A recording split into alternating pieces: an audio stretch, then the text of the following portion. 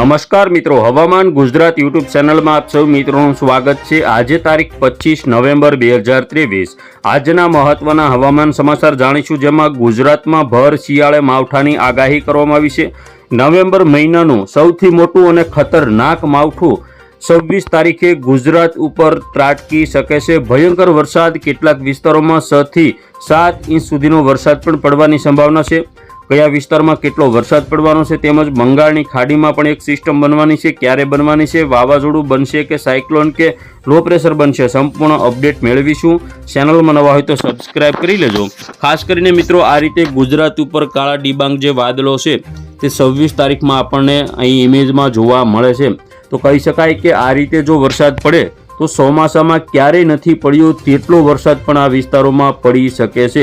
સૌથી પહેલા જોઈએ આપણે બપોરના સમયની અપડેટ। તો બપોરના સમયે ખાસ કરીને સૌરાષ્ટ્રના જે વિસ્તારો છે, જેમાં દ્વારકા, સલાયા, જામનગર, મોરબી, સુરેન્દ્રનગર, રાજકોટ, ચોટીલા, બોટાદ, જસદણ, ગોંડલ, ભાણવડ તેમજ પોરબંદર આજુબાજુના વિસ્તારો હોય, જૂનાગઢ, વેરાવળ, ઉના, મહુવા, અમરેલી, ખાસ કરીને ભાવનગર, તળાજા આજુબાજુના વિસ્તારો હોય તેમાં પણ ભારે વરસાદની સંભાવના છે। તો કચ્છમાં પણ નલિયા, ગાંધીધામ આજુબાજુ વરસાદ જોવા મળશે।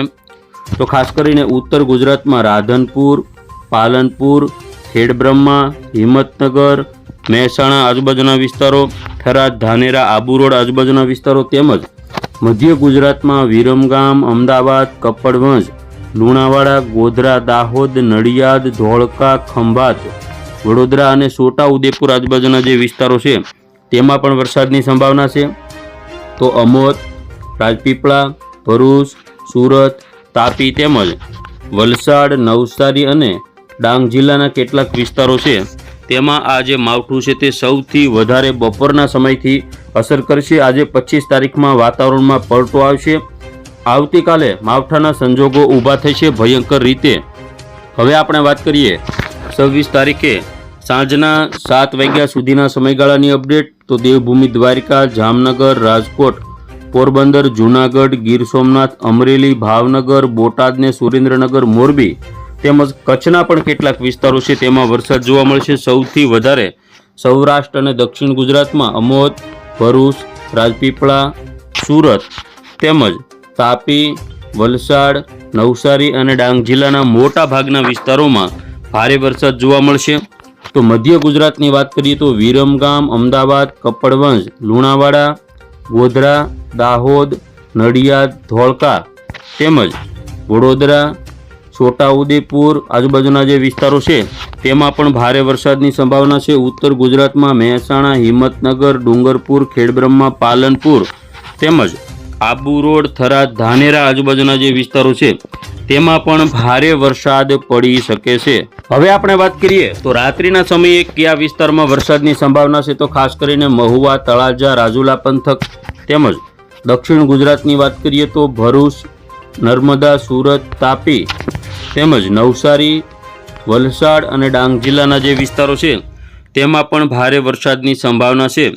ઉત્તર ગુજરાતમાં પાલનપુર, ખેડબ્રહ્મા, ડુંગરપુર, હિંમતનગર, મહેસાણા આ બધા વિસ્તારો હોય તો તેમાં વરસાદી માહોલ આપણને જોવા મળશે। આવતીકાલે 27 તારીખની વાત કરીએ તો 27 તારીખે સવારના સમયની અપડેટ જોઈએ તો સવારના સમયે પણ બીલીમોરા, વાંસદા, વલસાડ, ભવનાથ, અંબોશી, વાપી, કપરાડા, ખાડોલી, ડાંગ, સાપુતારા આ બધા જે વિસ્તારો છે તેમજ દાહોદ પંથકના જે વિસ્તારો છે, બાંસવાડા છે, દાહોદ આ બધા વિસ્તારોમાં પણ વરસાદી માહોલ આપણને જોવા મળશે।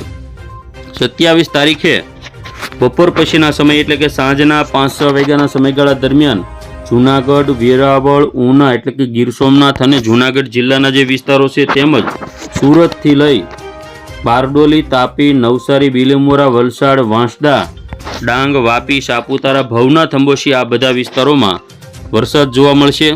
તો ખાસ કરીને 28 તારીખમાં પણ છૂટો છવાયો વરસાદ ક્યાંક ક્યાંક જોવા મળશે। 30 તારીખની અપડેટ જોઈએ તો 30 તારીખમાં પણ સુરત, તાપી, ડાંગ આજુબાજુ દક્ષિણ ગુજરાતના જે વિસ્તારો છે અને દાહોદ પંથક, વડોદરા પંથક, છોટાઉદેપુર પંથક, તો દક્ષિણ ગુજરાત, મધ્ય ગુજરાતના જે આ વિસ્તારો છે તેમાં વરસાદી માહોલ જોવા મળશે. હવે આપણે વાત કરીએ કયા વિસ્તારમાં કેટલો વરસાદ પડી શકે. તો મધ્ય ગુજરાત અને દક્ષિણ ગુજરાતના વિસ્તારોમાં વધારે વરસાદની સંભાવના દર્શાવવામાં આવી રહી છે. ખાસ કરીને ભાવનગર જિલ્લાની વાત કરીએ તો 2 inch, Botad 1/2 inch, Amreli 1/2 inch, Bharuch આજુબાજુ 2 થી 2.5 ઇંચ, સુરત આજુબાજુ 2 થી 3 ઇંચ, વલસાડ ડાંગમાં 3 ઇંચ સુધીનો વરસાદ બતાવે છે. તેમજ દાહોદ પંથકમાં પણ 3 ઇંચ, ડુંગરપુર 1, મહેસાણા 1/2 ઇંચ વરસાદ અને બાકી જામનગર આજુબાજુ, રાજકોટ આજુબાજુ પણ 1/2 ઇંચ વરસાદ બતાવે છે સિસ્ટમની અંદર. પરંતુ ક્યારેક ભારેથી અતિ ભારે વરસાદ પણ કોઈ સ્પેલની અંદર પડી શકે છે. તો ખેડૂત મિત્રો, આ હતા અત્યારના આજના મહત્વના હવામાન સમાચાર. ફરી વખત મળીએ નવી અપડેટમાં. જોતા રહેજો હવામાન ગુજરાત.